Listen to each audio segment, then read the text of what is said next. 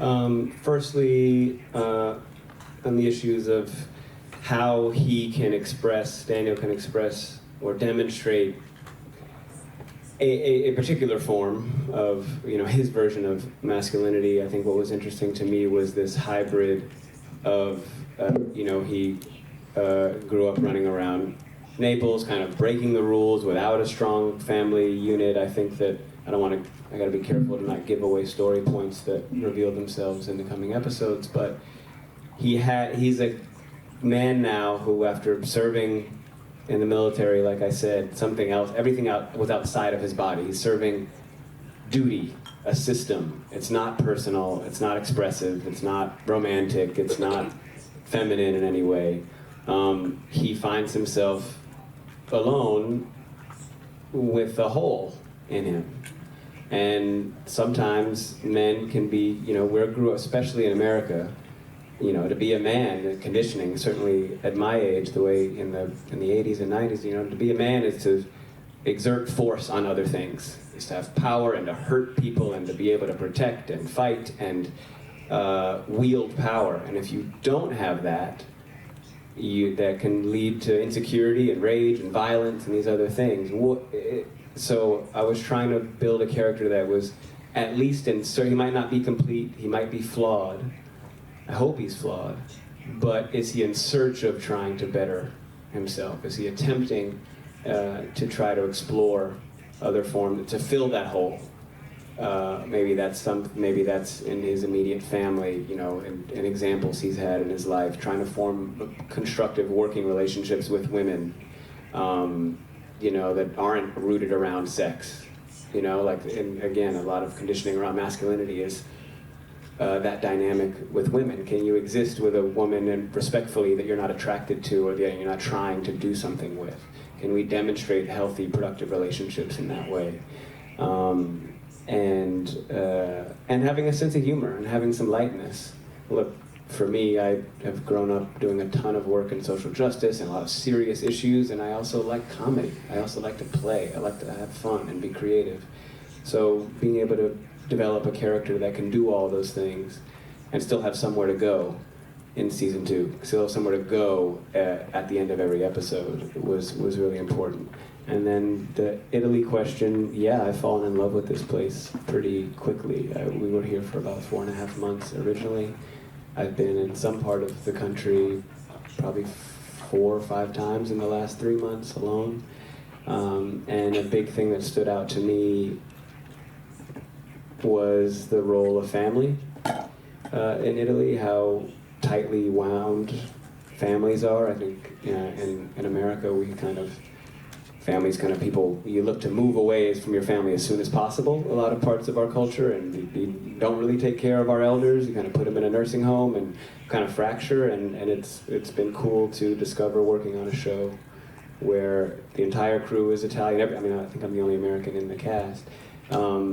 To be able to really see the role that family plays as the glue for adults, that you have somebody to be accountable to, a tradition to represent and honor, and that's like a nice sense of stability, and I think something that Daniel is searching for or trying to honor the ghost of, even though it might not be physically present in his life. That's tough. Naples culturally, I really responded to the grittiness, the diversity, the grounded blue collar nature. I felt the most at home and related to it, and it felt the most like where I'm from, neighborhoods I'm from in the U.S. Costiera is obviously beautiful and a great place to spend time, but I wouldn't have been able to arrive at a place like Amalfi or Positano without having grown up in a place like Naples.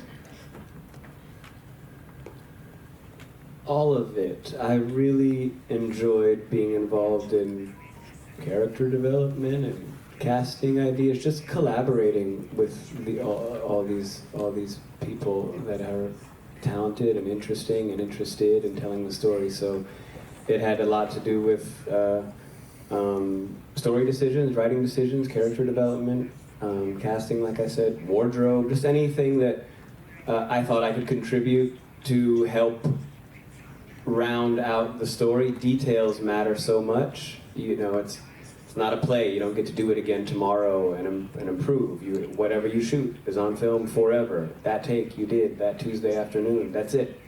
So everything matters. So I just wanted to be involved to contribute, but also to learn as much as possible and understand how and why decisions are made. That goes for after we filmed it, the editing process, the ADR, the voiceover, the marketing. I'm learning a ton from the marketing team, both in the US and globally.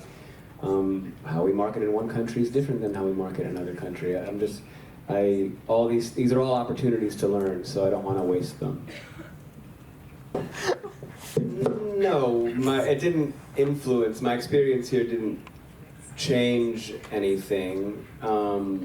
I think that the balance of having what everybody's, it is a combination of focus and comedy, and I have to have a sense of humor in order to survive this. I think just for your own health, I think it's more useful, and it is more communicative and relatable on camera. But also, I think I have had experiences in the past dealing with very emotional material, especially like in theater over and over and over and over again, where it can wear you down and affect your mental health. So I have learned what I need is to have a balance. I like to be as prepared as possible so that I can relax and play on set. And also, this experience was different because I did have a lot of responsibility as a producer. So I wasn't just, I had more than one hat on, so I was attentive to everything and trying to learn as much and be useful and bother Adam or Giacomo as much as possible in between takes with bad ideas, etc. So yeah, my brain was working in overdrive. So I also am aware, everybody, that I have what's called like resting dick face. Like I look like I'm angry all the time, and I'm not angry. They have it for women. They say like resting bitch face, like you just look mad. I have had that my whole life. People always think, "Oh, are you all right? What are you upset about?"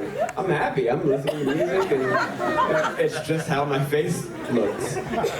So sometimes that looks like I'm very serious and focused and smart, but really I'm just thinking about like a hippopotamus fighting a rhinoceros.